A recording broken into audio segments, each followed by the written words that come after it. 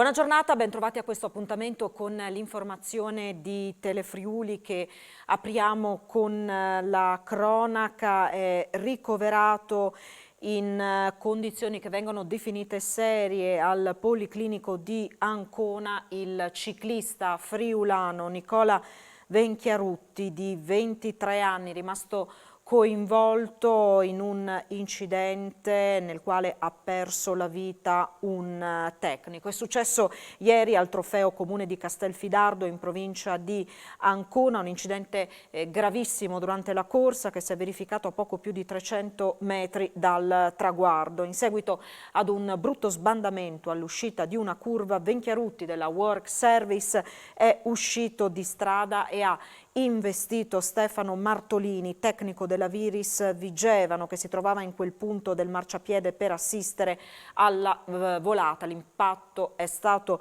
violentissimo, le condizioni di Martolini sono apparse sin da subito disperate, non è bastato l'intervento dei sanitari, per quanto tempestivo, a salvargli la vita. Venchiarutti è stato trasportato in elisoccorso al Policlinico di Ancona, avrebbe riportato alcune fratture alle vertebre dorsali e un trauma cranico. Proseguono le indagini sull'incidente aereo costato la vita al quarantenne di Porcia Mauro Caporale, morto carbonizzato sabato mattina dopo che l'ultraleggero al bordo del quale viaggiava è precipitato a Casali Loreto tra Sedegliano e Codroipo. La Procura di Udine ha aperto un fascicolo per omicidio colposo, dovrebbe essere affidata ad un consulente una perizia. Al momento impossibile fare ipotesi su quanto sia accaduto. Il pilota del velivolo, Marco Vivan, di 62 anni, di Porcia, si trova ricoverato nel reparto di terapia intensiva da sabato scorso all'ospedale di Padova. Ha riportato ustioni gravissime, starebbe lottando per la vita.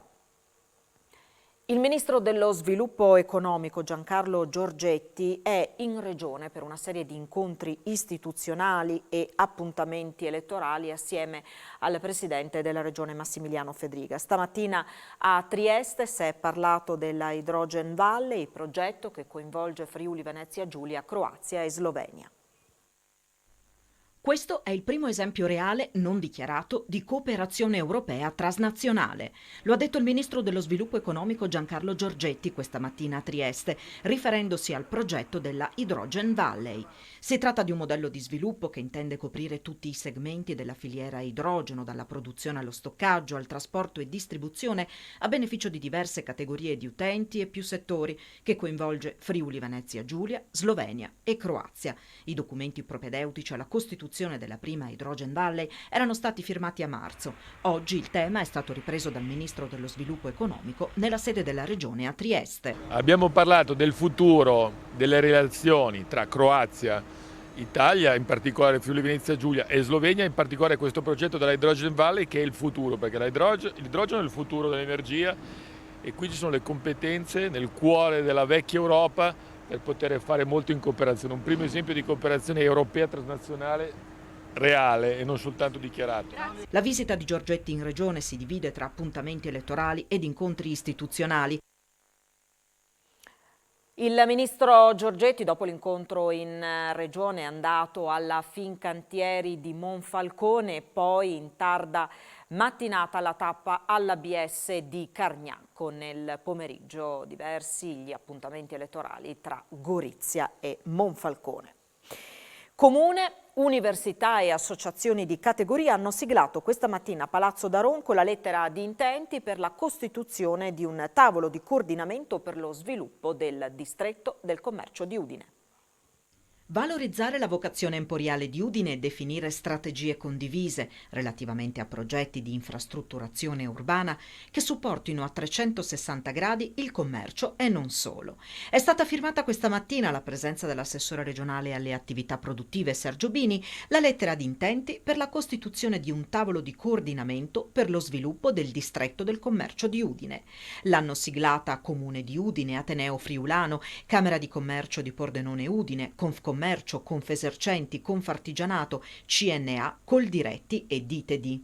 La situazione è ancora difficile, ci sono aziende che stanno ancora soffrendo e con questo lavoro di squadra e impegno di tutti pensiamo di migliorare la situazione in una città come Udine, città emporiale, che deve gestire questo momento difficile dando orientamenti nuovi anche alle attività commerciali. I distretti del commercio sono previsti dalla legge regionale Sviluppo Impresa, che affida ai comuni il compito di assumere in forma singola o associata l'iniziativa di individuare un ambito territoriale nel quale sviluppare il progetto distrettuale. Il sistema delle attività produttive che sta guardando verso il futuro, fortemente voluto l'istituzione dello strumento dei distretti del commercio, tant'è che è stato inserito in Sviluppo Impresa. In questo mese e mezzo abbiamo istituito diversi distretti del commercio, insomma risposte concrete per i commercianti, gli artigiani, gli imprenditori della nostra regione.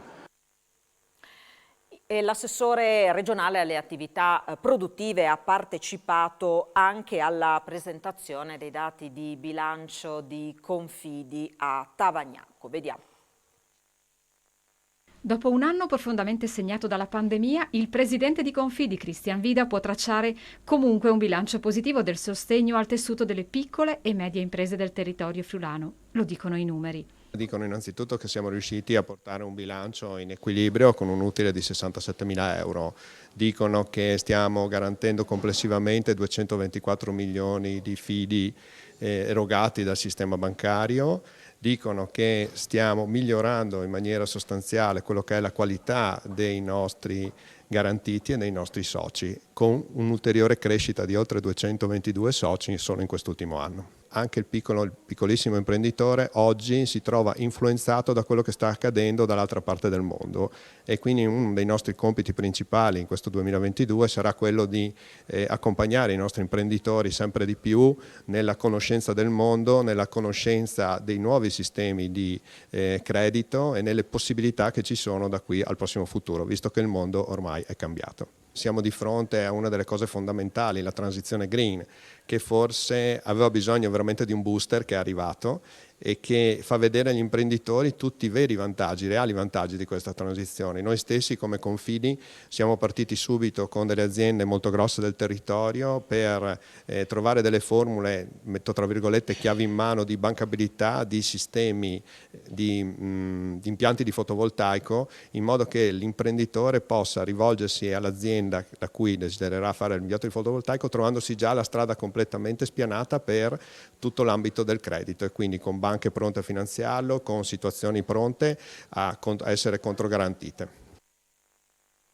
Il danneggiamento di un passaggio a livello avvenuto a Palmanova ha interrotto la circolazione ferroviaria tra Udine e Cervignano, inevitabili i ritardi, le coincidenze mancate. È stata prevista una deviazione via Gorizia e Trenitalia sta garantendo il servizio per Trieste in attesa degli interventi necessari. Una cerimonia breve ma intensa per riaffermare il valore della legalità e che ha lasciato spazio anche a ricordi personali di Giovanni Falcone, Francesca Morvillo, Paolo Borsellino e degli agenti della scorta uccisi dalla mafia. A 30 anni di distanza dagli attentati di Capaci e via D'Amelio, l'Ordine degli Avvocati di Udine ha voluto ricordare con un minuto di silenzio questa mattina il sacrificio degli uomini e delle donne che hanno perso la vita nell'affermazione della giustizia. Questo significa rinnovare il nostro impegno quotidiano nella salvaguardia della legalità, un impegno che coinvolge, ha detto il presidente dell'Ordine degli Avvocati di Udine, Massimo Zanetti, avvocati, giudici, pubblici ministeri e forze dell'ordine. Diverse le iniziative previste anche nel pomeriggio per il trentennale delle stragi. Una vera e propria odissea, il vecchio chiosco di Piazza San Giacomo è ancora là, nonostante i 10 anni passati dal pronunciamento della Soprintendenza delle Belle Arti e il trasloco della sua edicolante nella nuova struttura in stile Liberty a Palazzo d'Aronco. Rimane dunque in Piazza San Giacomo l'edicola che per anni abbiamo visto in questa posizione. La sua demolizione, prevista per la scorsa settimana, è stata posticipata. La ditta incaricata della rimozione, riferisce la titolare della vecchia edicola, Ilaria Pontil, dopo il primo giorno di sopralluogo non si è presentata in piazza Matteotti né ha mai risposto alle telefonate di sollecito e alle richieste di informazione. Proprio per non perdere ulteriore tempo, la proprietaria, amareggiata e sorpresa per l'accaduto, sembra ora rassegnata a chiamare una nuova impresa. Nella giornata europea dei mulini, che si celebra il 22 maggio, l'Ecomuseo delle Dolomiti Friulane ha organizzato un viaggio alla scoperta di rogge e mugnai dello Spilimberghese, un'occasione per scoprire storie e aneddoti del nostro passato.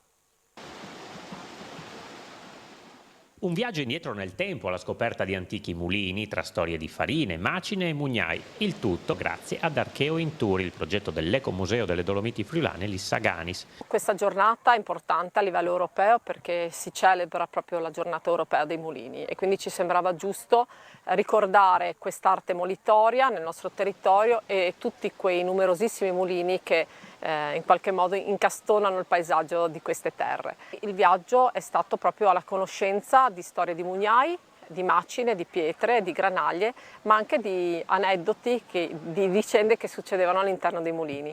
Siamo partiti a Campone, a Tramonti di Mezzo, dove abbiamo incontrato Fedele Rugo, che ci ha invitato all'interno del suo bellissimo mulino. Abbiamo macinato il nostro mais, adesso poi abbiamo proseguito al mulino di Borgampiano, dove abbiamo incontrato il Tita Polli e il comitato Mulindal Pian, che ci hanno raccontato la storia di questo mulino. Poi a Spilimbergo, dove in qualche modo la farina che abbiamo nel bagagliaio dobbiamo in qualche modo impacchettarla per poi portare a casa il frutto di questa nostra esperienza, di questo viaggio, che è stato non solo vedere come si macina, però abbiamo anche macinato idee, abbiamo macinato delle relazioni insieme, che è la cosa più importante in questo momento per un ecomuseo. Ci fermiamo qui, tra pochissimo l'appuntamento con In Giro alla scoperta dei luoghi e dei personaggi del Giro d'Italia in vista della tappa che attraverserà la nostra regione venerdì 27 maggio. A seguire l'appuntamento con A Voi la Linea. Arrivederci.